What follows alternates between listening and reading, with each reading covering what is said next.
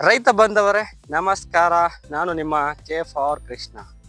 ನಾವಿವತ್ತು ಮಂಡ್ಯ ಜಿಲ್ಲೆಯ ಮದ್ದೂರು ತಾಲೂಕಿನ ಕೆ ಕೋಡಳ್ಳಿ ಗ್ರಾಮದಲ್ಲಿ ಕೃಷ್ಣೇಗೌಡರ ತೋಟದಲ್ಲಿದ್ದೀವಿ.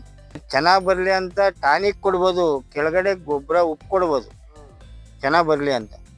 ಬೇರೆ ತರ ತಡೆಯಪ್ಪ ಇದೆಲ್ಲ ಇನ್ನೊಂದು ಔಷಧಿ ಅಂತೇಳಿ ಜಾಸ್ತಿ ಸ್ಟ್ರಾಂಗ್ ಕೊಟ್ರೆ ನಾವು ಒಂದು ಲೀಟ್ರಿಗೆ ಎಷ್ಟು ml ಕೊಡಬೇಕು ಅನ್ನೋ ಒಂದು ಪ್ರಮಾಣದಲ್ಲೇ ಕೊಡಬೇಕು.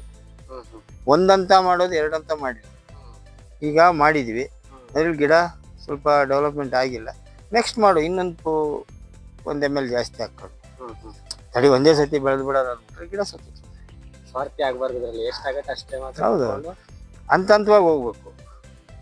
ಈಗ 1/2 ml ಕೊಡ್ಬೇಕು, 1 ಮಿಲಿ, 1/2 ಮಿಲಿಗೆ 1 ಲೀಟ್ರಿಗೆ ಆ ಪ್ರಮಾಣದಲ್ಲಿ. ಆಮೇಲೆ ಸ್ವಲ್ಪ ಜಾಸ್ತಿ ಮಾಡಿ.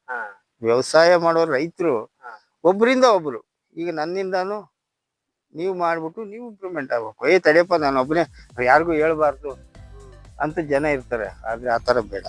ಉಪ್ಪು ಬಿಡ್ಬೇಕು, ಈ ಹಂತದಲ್ಲಿ ಔಷಧಿ ಮಾಡ್ಬೇಕು ಅಷ್ಟು ಮಾತ್ರ ಹೇಳ್ತಾರೆ. ನಾವೇ ಸ್ವಂತ ಬುದ್ಧಿಯಿಂದ ಇದೆಲ್ಲ ನಾವು ರೈತರು ಸ್ವಂತ ಬುದ್ಧಿ ಮಾಡಿಸಿದಷ್ಟು ಗಿಡ ಡೆವಲಪ್ಮೆಂಟ್ ಮಾಡಬೇಕು.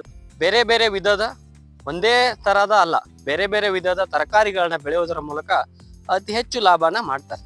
ಸೊ ನಾವಿವಾಗ ತೋರಿಸ್ತಾ ಇರೋದು ಅವರು 4 ಎಕರೆ ಜಮೀನಿನಲ್ಲಿ 1/2 ಎಕರೆ ಆಗುವಷ್ಟು ಟೊಮಾಟೊ ಬೆಳೆಯನ್ನ ಬೆಳೆದಿದ್ದಾರೆ.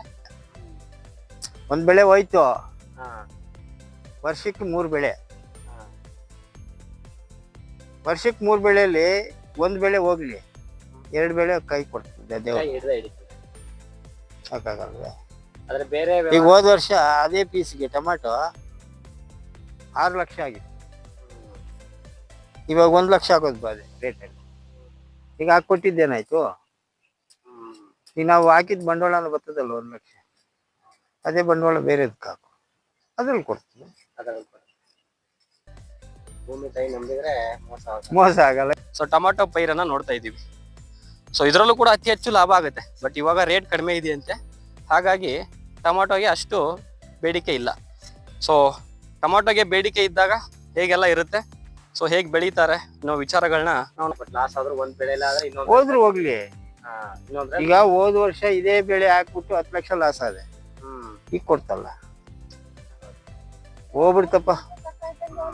ಇಲ್ಲೇ ಆಗ್ತಾನೆ ಲಾಸ್ ಆಗೈತಪ್ಪ, ಈ ಬೆಳೆ ಬೇಡ ಬೇಡ ಅನ್ಬಾರ್ದು,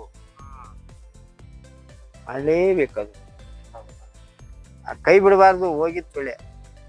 ಅವಾಗ ನನ್ನ ಬಿಟ್ಬಿಟ್ರು, ಬೆಳೆಯಪ್ಪ ಇವತ್ತೇನೋ ದೇವ್ರು ಒಳ್ಳೇದ್ ಮಾಡಿ ನಾವು ಮಾಡೋಣ ಅನ್ನೋ ಇದು ಬರ್ತದೆ. ಹೆದರ್ಕೊಂಡ್ ಬಿಟ್ಬಿಟ್ರೆ ಆಗಲ್ಲ. ಹೌದು, ಆಟೋಮೆಟಿಕ್ ಹಾಕ್ಬಿಟ್ಟು ವಾಲ್ಗಳು, ಸೆಕ್ಷನ್ ವಾಲ್ಗಳು ತಿರುಗ್ತೀವಿ, ಆರಾಮ ಹೋಯ್ತಾ ಇರ್ತದೆ.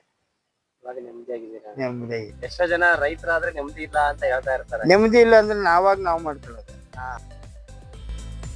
ರೈತರೇ, ನೀವೇನಾದರೂ ಟೊಮಾಟೊ ಬೆಳೆ ಮತ್ತು ಜೆಲೋಪಿನೋ ಮೆಣಸಿನಕಾಯಿಯನ್ನು ಬೆಳಿತೀನಿ ಅನ್ನೋದಾದರೆ, ಹಾಗೂ ಬೇರೆ ಬೇರೆ ತರಕಾರಿಗಳನ್ನು ಬೆಳೆದು ಲಾಭ ಮಾಡಬೇಕೆಂದಾದರೆ ಮುಂದಿನ ವಿಡಿಯೋದಲ್ಲಿ ಸಂಪೂರ್ಣ ಮಾಹಿತಿಯನ್ನು ಕೃಷ್ಣೇಗೌಡರೊಂದಿಗೆ ಮಾತಾಡಿಕೊಂಡು ನಾವು ನಿಮಗೆ ಕೊಡುತ್ತೇವೆ.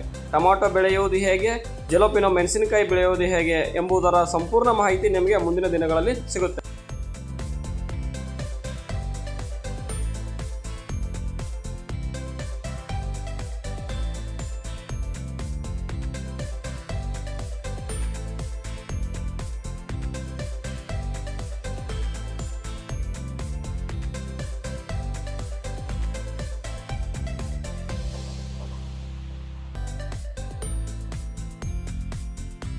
ಒಬ್ಬ ರೈತರಿಗೂ ಕೂಡ ಅನುಕೂಲವಾಗುವಂತೆ ವಿಡಿಯೋನ ಮಾಡ್ತೀವಿ.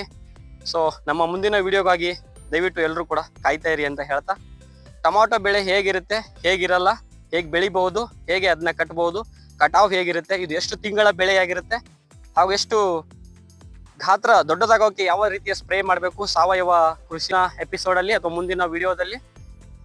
ಅಲ್ಲಿವರೆಗೂ ನಮ್ಮ ಚಾನೆಲ್ಗೆ ಸಬ್ಸ್ಕ್ರೈಬ್ ಆಗಿ ಸಪೋರ್ಟ್ ಮಾಡಿ.